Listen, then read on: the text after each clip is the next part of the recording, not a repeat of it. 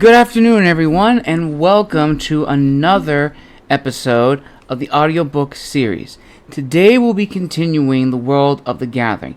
Now, where we last left off, we discovered that Aminus is not the only human on this alien world. He has just met the Roman cavalry soldier Decimus Aquila, and together they've made a pact to discover more about this alien world. Well, they just uncovered a map leading to the other locations of the other humans. And all the while, Ares and the other members of the Pantheon are trying to locate the stone.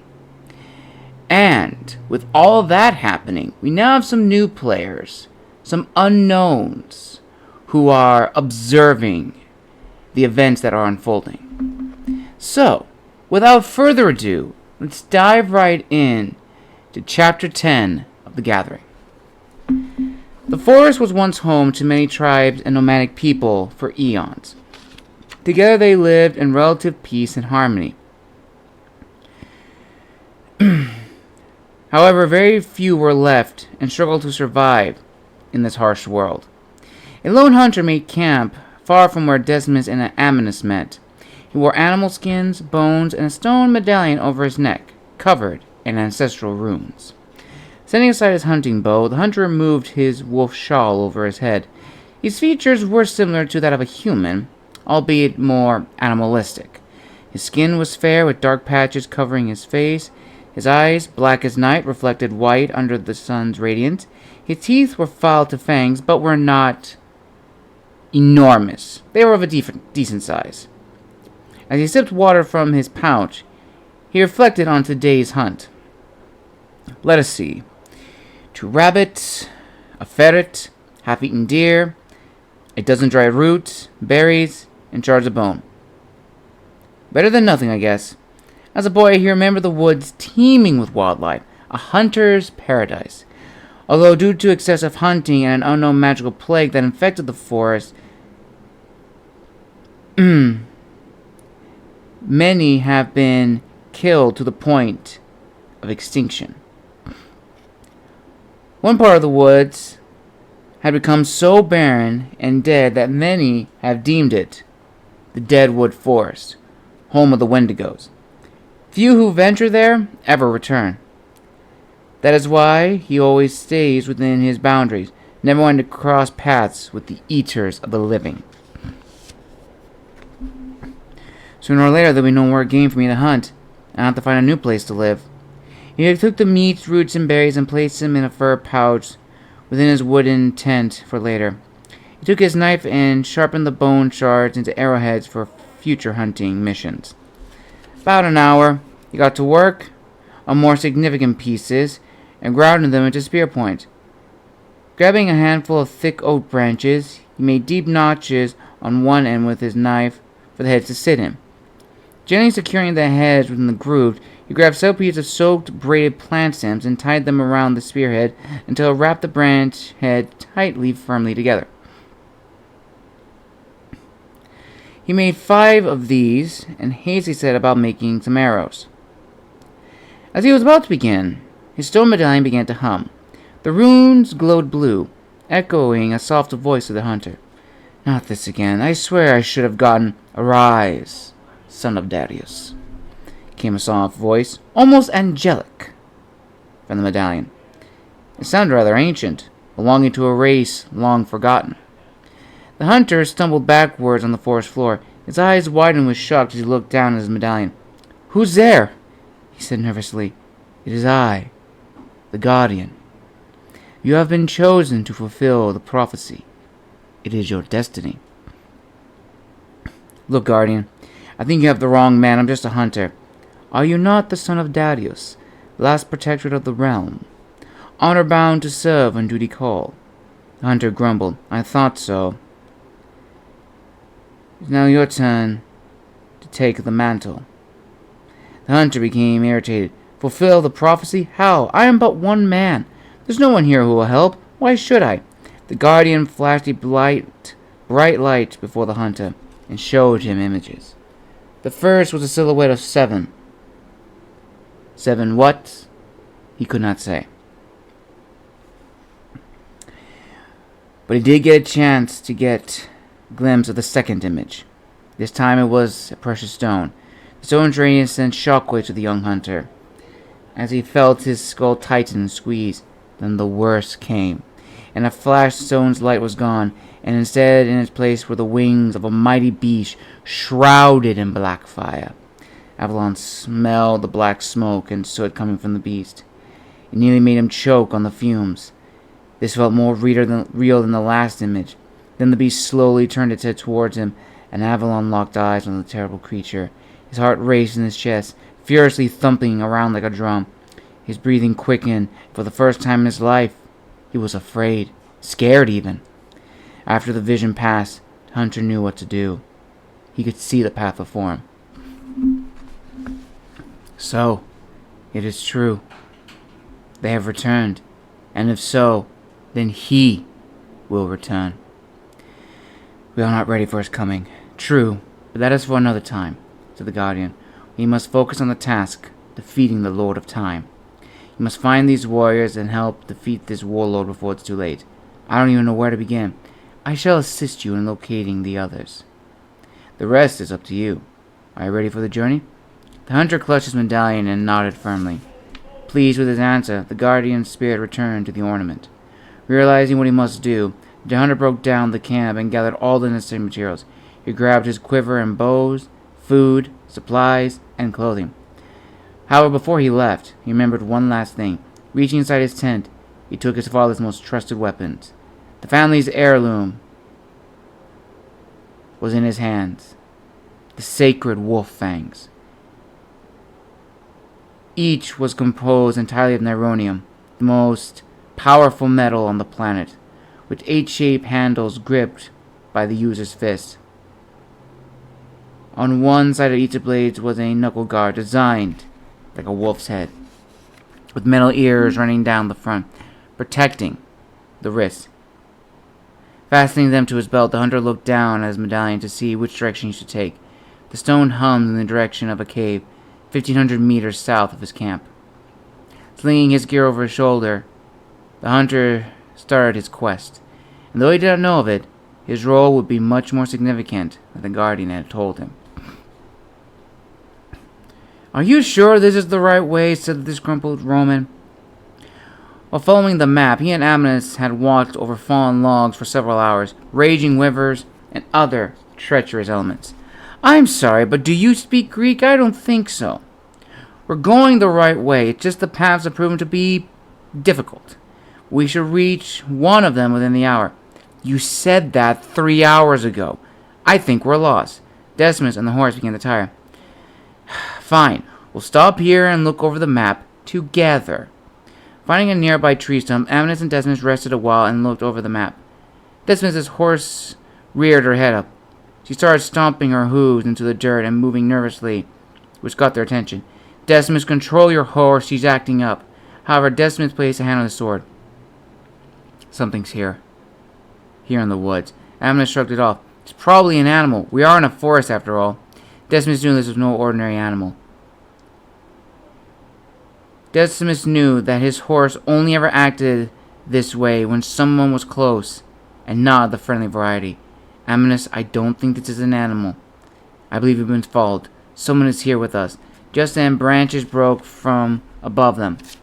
Amnis grabbed his shield and spear and positioned himself behind Decimus, backs against each other. The sounds grew louder, and more branches fell to the ground. The sharp, cracking sound of tree limbs filled the area as they struggled to find its source. Where is it coming from? It's close, but where? Amnis's eyes dart side to side, trying to look. I'm not sure. It sounds like it's all around us. The noise getting closer, the warriors realized they need to act fast. Tossing his spear over his shoulder, the Spartan threw a projectile into the trees where the noise was louder. With a loud thud, the noise stopped, and out of the trees fell a Valkyrie. Her wings were broken, and the spear was deeply embedded in her side. It seemed she had been spying on the unsuspecting duo. Blood oozed out of her golden armor, and she struggled to move. Amnis and Decimus approached the fallen attacker with caution. What the hell is she? Asked the Spartan. I don't know, but something tells me our troubles have just gotten worse. Chapter 11. How long does it take to find a bloody stone? The thunderous shout filled the war room as the warlords bickered amongst themselves. Zeus and the others ridiculed Ares' failure to locate the stone, but Ares also pointed out their mistake. Zeus, Hades, and Hera promised their lord they would hunt down the elusive three, yet their actions bore no reward. The tension in the air reached a boiling point, but all was silent as the war room doors burst open. Entering was a hooded man wearing a Corinthian helmet and wielding a crescent moon staff. He stood 5 feet and had pale skin. His eyes were pearl white and could be seen in the dark room. Seating himself at the head of the table, he calmly spoke to the horde. It was entirely unnatural for him. Why do my wolves fight amongst themselves? What is the reason for this? His soft manner made everyone uneasy. No one dared to say anything. With one reply, he answered the question for them. The blame for the stone's disappearance and failure to find the 7 is not the fault of one man. You are all to blame for our current situation. He paused before continuing. I would expect my wolves to hunt as one, yet all want to be alpha. Let me remind you all, I am the alpha, I am Omega. Nothing happens unless I deem it so. This will be the last time I shall ever repeat it. And this is the last time this incident shall be repeated. Am I understood? All the warlords gulped and nodded in unison. Smiling, he placed his elbows on the table, handing hands over each other. Then let us begin. Lord Ares, what do you have to report? My Lord Kairos, my men are still searching for the stone. We believe it's hidden somewhere in the village. Rest assured you will have it back. I do hope so, Lord Ares, for your sake. We wouldn't want to be turned back to stone. Am I right? Ares shook his head. Satisfied, Lord Kairos turned his attention to Zeus. I hear you and your Valkyries have found the locations of the newly arrived humans. That is correct, my lord, said Lord Zeus. We were able to create a map of their locations for us. I asked Lord Ares to send some men to find and kill them. And is there anything else? We have had no word, my lord. Kairos let out a humph and slammed his fist on the table. The heavy thud jerked the table and startled the others. Kairos was starting to get angry. If I hear one more bad report, someone will die. The others began to look at each other nervously, wondering who would speak next. However, the war room's doors opened again before anyone could say another word. It was a Valkyrie. She was panting hard and did a quick salute before giving a report. My lords and ladies, I bring word that we have located and made contact with the humans. Freya was attacked and taken captive. I count 2 of them, both armed. Kairos leaned over the table. Can you describe them? Both are male. One is a Spartan, the other is a Roman. They appear to have the location of the others, my lordship. A gasp filled the room. How is that possible? Only Ares' men have the map. Zeus was perplexed by this information. That leads to my next point, sir, said the Valkyrie. I suspect Lord Ares' men were ambushed before they reached the forest, which is how they acquired the map. From my observation, they are 4 miles away from the Misty Bog and the Cave of Aquarius, both areas speculated to be where the other humans are hiding. Knowing the humans, they probably want to interrogate their captive. Are you confident in your Valkyrie's loyalties? Hades questioned. Zeus glared at the horned man. My Valkyries would die before ever getting up any information, which gives us time to send men out there quickly and finish them off. Kairos was pleased with this information.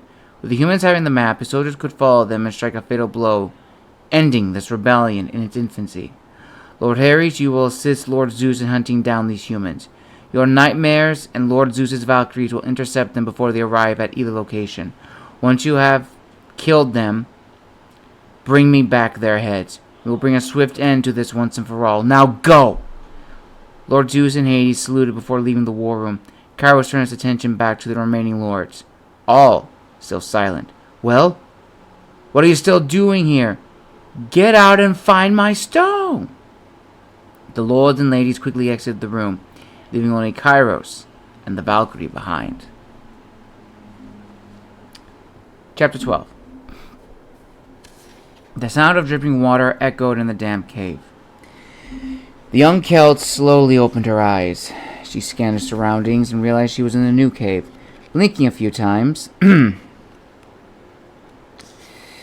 she felt a sharp pain in her head. Her body was still recovering from being thrown around and landing hard on the stone floor. The young Celt rubbed her bruise. Rising halfway off the floor, she almost lost footing on the slippery surface. Not wanting to fall again, she removed her wet leather shoes and walked barefoot out of the cave. She placed her hand against the cave walls to keep her balance as she slowly exited, making her way to the entrance. Halfway through the cave, she saw the entrance in her sight. Walking faster, she reached the end and found herself in a massively dense forest. Thinking she was still in Britannia, she shouted out for any Celts that may hear her. All she got was dead silence. Walking away from the cave, she sat down on a fallen log and removed her drenched clothes. Simple removed her heavy leather chainmail armor, as well as her belt from her body, leaving her in a soggy cotton shirt and trousers. As she laid her clothes on the dry log, she was unaware of her surroundings. Suddenly she heard the rustling of leaves behind her. She perked her head up and looked around, but she couldn't see anything or anyone. Thinking it was a passing animal, she returned to put her clothes away until she heard the sound again, this time much closer. Up above her, the stirred birds took flight and left the surrounding area. She went to her belt and quickly unsheathed her sword. Turning around, she yelled into the forest, "Who's out there? Show yourself, cowards!" She continued to taunt until an evil cackling filled the forest. It was neither man nor beast. Simba was scared, terrified. This was not a sound she knew or ever heard of before. She tried to find the noise and where it came from, but it all seemed to be around her. Then, emerging from the bushes were 5 creatures, clothed in heavy furs. They were adorned with the bones of their prey, giving them armor. Their feet had sharp, pointed nails, and their hands had 3 long, bony, hooked talons. The smell of death shrouded them, and their nastily agape mouths were filled with filed fangs. Underneath their skull masks, their eyes were black as night. All of them brandished bizarre weapons. These were ordinary creatures. They were the Wendigos, a race of shapeshifters. Though often sticking to their hunting grounds, they occasionally hunted in the moon forest. They were the top predators, killing and consuming both man and beast. Incapable of speech, they relied upon growls and other sounds to communicate. Simba was frozen in fear. She had never encountered such beings before. Some wielded axes partly bound with rings and braided hair or animal bones. Others had swords almost as big as her, shaped in ways never thought possible. Trying not to show any fear, she stood her ground and prepared for the fight. In an instant, one Wendigo charged wildly at the Celt, swinging his axe at her. She blocked it and cut deeply into the creature's face, breaking his mask. The beast howled in pain as it clutched his face. "Come on!" she shouted. "Who wants another?" 2 more creatures attacked her, and one managed to pin her down. Its sharp teeth bit into her arm and inflicted a massive wound. Simple screamed in pain and stabbed the creature in its side, trying to get it off her. Her sword could not pierce the armored side, and soon got pinned even more. Struggling to break free, she looked up and saw the leader above her. He was cloaked in black fur and covered in skulls from past kills. She then noticed the weapon in its hand. It was an axe with a short, stout, 2-edged blade, sharp like a knife. The handle was the leg of a massive beast. Simba was powerless at this moment. Tears formed in her eyes as she saw him raise the giant axe above her head. Thinking this was the end, she closed her eyes and was ready to embrace death.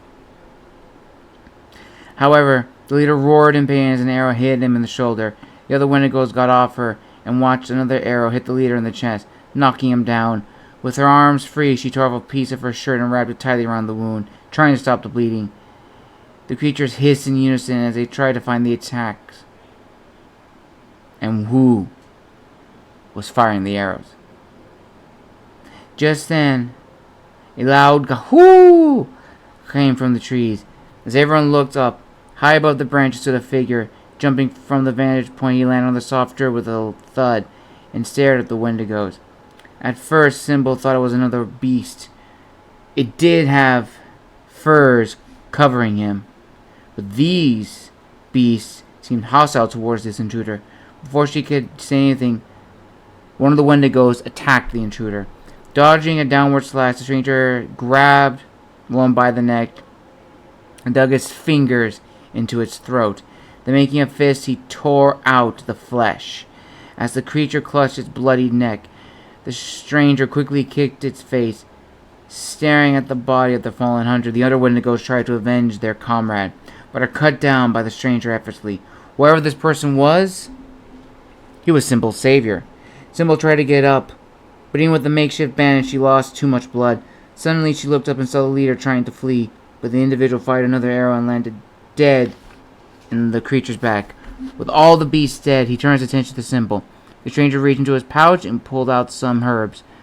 Undoing the bandages, he gently sprinkled them onto her forearm and covered them with a clean cloth. This will stop the bleeding. You're lucky I found you in time. Most aren't when encountering the Etas. He extended his hands to help her up.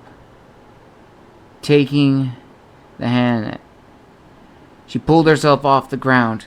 He proceeded to scavenge off the dead. Thanks, said Symbol. Any moment I would have been killed. Do you know where I am? I seem to be lost. You're in the Moon Force, and judging from your clothes on the stump, it appears you were just in the Aquarius cave. The stranger looted all the dead bodies and found some interesting material, one of which was a piece of obsidian, very rare in these parts. These would make great arrowheads. Placed him in his pouch, he turned and saw Symbol heading off north. If you're going that way, you're bound to meet more of them. He turned around to look at the stranger. If you want to survive, follow me, he said in a friendly voice. As he cleaned his hand, he looked at the young girl. Unless, of course, you want to hunt down more eaters on your own. Clutching her arm, Symbol decided it was best to stay with the stranger. It was clear he knew the woods. After cleaning his hands, his medallion glowed again and pointed south toward the misty bog. Gathering his supplies, he traveled south with Symbol behind him. As the two headed further into the forest, she realized she had never asked him his name. Sorry about this, but what is your name, if I may ask? Do you belong to a clan? He replied without even looking back. My name is Avalon, son of Darius.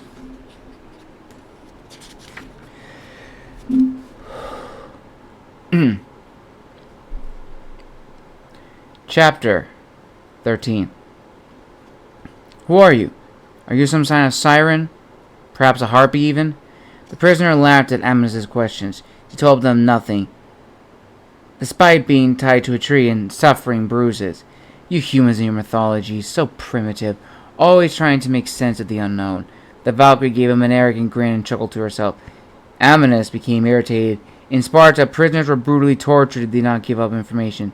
Yet Decimus persuaded the young Spartan not to kill her and asked him to question her. He began to regret agreeing to it. Walking back to the stump, Decimus studied the map to find out where she would have come from. Any luck? Decimus asked. Amnes slammed his fist on the stump. That was his answer. This is pointless. Let us kill her and be done with it. We already lost precious time trying to talk to her. Rubbing his fingers through his hair, Amnes paced back and forth. Decimus, however, was still looking at the map. If we kill her, it would have been a sign that we were here. Whoever is chasing us cannot know where we're going. Well, I wouldn't worry about that if I were you, said the Valkyrie. Decimus stared at her. Why is that? He replied. They already know where you are. Any moment now, you both will be dead. Maybe even sooner. Hear that? Perking their ears up, both Amnes and Decimus listened. In the background, they heard the sound of a faint howl. Wolves. We have to go now. Amnes grabbed the map. Suddenly, they felt vibrations coming from the ground. Placing his hand down, Decimus recognized it. The thunderous sound of galloping horses. He quickly mounted and took notice that the prisoner was still tied. Cut her loose! What? Screamed Amethyst. Are you serious? We can't let her go. We aren't. She's coming with us. Amethyst gave Desmond a confused look.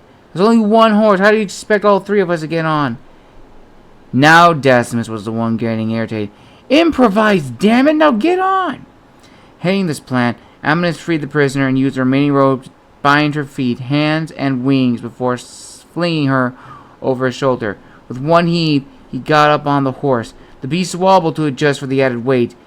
Decimus grabbed the reins and spurred the horse, hearing the wolves getting closer. There was a mighty yell.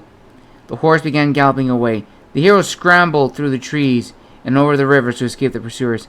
Amethyst struggled to stay on the horse while carrying the very rowdy prisoner. Though tired, her persistent struggle made it difficult for them. He noticed they were slow, even though Desmond put the horse beyond her limits.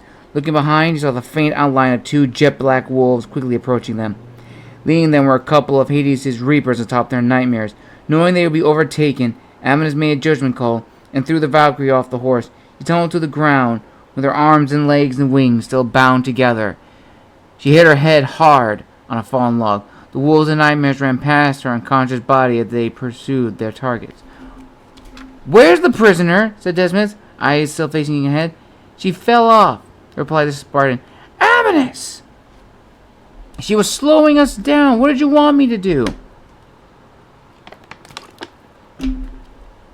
Before either one could argue, Desmond's horse was shot underneath him, and the pair flew off. He and Amethyst landed hard on the floor, and the horse flipped onto its back with an obsidian arrow embedded in its chest. The horse reared in pain and shock as Amethyst was still on the ground. Desmond scrambled to help his wounded animal. Rubbing his hand on its belly, he soothed the beast as he gently removed the arrow. He removed the shaft with one quick pull, startling the horse. As Desmond calmed it, Amethyst got up and saw the wolves charging them. One wolf jumped over the horse, and one bore its teeth as it lunged at the Spartan, mouth drooling with foam. Raising his shield in front of him, he centered for the lunge. Using all his body, he lunged forward and knocked the wolf away. The shield force caused the creature to stumble backwards, dazed and confused. Filled by the adrenaline, he rushed to the fallen beast and plunged the shield tips onto the creature's skull. After a few yelps, Amethyst grabbed his spear and stepped away from the dead wolf. "Back to back!" he shouted. Stepping away from his horse, the Roman reached for his shield and sword. They positioned themselves ready for the onslaught. In a matter of minutes, the sound of galloping horses and growling wolves soon surrounded the duo. All around them were 15 black riders and 3 massive dark wolves. Their glowing blue aura eyes were consumed with hunger and bloodlust. Their savage growling filled the air. The dark riders, clothed in their dark priest robes, dismounted. The weapon of choice was the glaive, to cut down enemy hordes or fleeing peasants. Amethyst and Desmond began to feel cornered as their enemies started to close in on them. Eagerly making their way close to them, Amethyst's palms began to sweat. His grip was failing, his knees were wobbling, and a sense of panic took hold in his chest. It was the same fear and nervousness he felt back at Plataea. As for Decimus, it was also the same fear, one he felt at Cannae. A feeling of hopelessness. "Your souls belong to us now," said one of the reapers. With their glaive pointed directly at them, our heroes began to think this was the end. To die in an alien world without seeing home one final time. However, before anyone could react, a loud boom echoed through the forest, followed by a reaper falling dead. A bullet wounded him, shattering his chest and ripping his heart out. "The hell?" shouted Amethyst. Next thing, before anyone knew, 2 more reapers fell dead, both with crossbow arrows lodged into their back of their skulls. With the reapers in utter confusion, Amethyst and Desmond took the opportunity and directly attacked the enemy. As Amethyst killed one with his spear, another tried to slice him across the back. Taking a step back, he jabbed the reaper behind with the end of his spear, pushing him away. Desmond hacked one reaper's face and stabbed another in the eye with his dagger. All the while, the other reapers were being killed off by unknown attackers. Even the wolves were not safe. Just as Decimus slit a reaper's throat, Amethyst hacked off the leg of the last rider. Breathing heavily, they looked around and realized arrows and other forces had killed most of the Reapers. It seems they and the Reapers were not the only ones here. How are they all dead? They did not get near us. Desmond helped ease his horse up onto his feet, only to fall back down again. She was in no condition to travel anymore. Maybe it's a sign from the gods. Adam and Snell began praying to the Almighty for their intervention. The gods had nothing to do with this, said a mysterious voice. Amanus and Desmond looked up and huddled back again, weapons at the ready. The voice laughed from the trees. Relax, we mean you no harm. We're friends. If that's true, show yourself, wherever you are. Just then, two shadowy figures burst from the trees and landed directly in front of them. Their bodies were covered in dried grass, robes, and mud. On their heads, they wore leather hoods which allowed easy visibility. Who are you both? Removing their camouflage attire, they revealed their authentic attire. One wore steel and chain mail with a red cross symbol down its chest. His eyes were green and his hair light red. His skin was fair, with 2 scars on his face, one over the eye and the other down on his lip. On his waist was a sword which had the same emblem on the pommel. Strapped to his back was a quiver of arrows of varying designs. His right hand was a steel crossbow with an armor-piercing arrow notched in. His partner wore little armor, but wore a lotus flower symbol on his weathered shirt. His skin was much darker, and had brown eyes with long black hair and a knot. Slung over his shoulder was a headband.